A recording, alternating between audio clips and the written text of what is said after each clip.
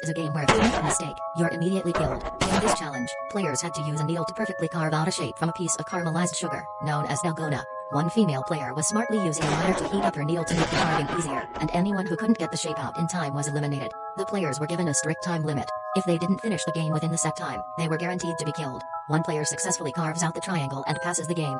Another female player passes, too.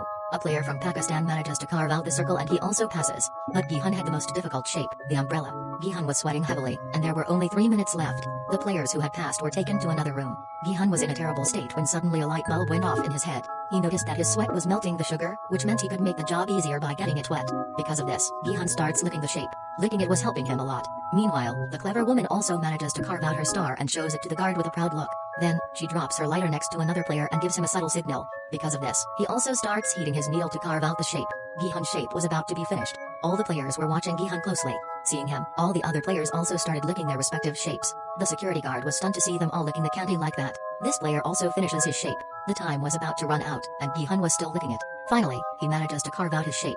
Gihan was lucky because the time ran out just as he finished. One player was trying to hide his shape because it was broken, and now he was about to be killed. But just then, he cleverly snatched the gun from the guard and held him at gunpoint.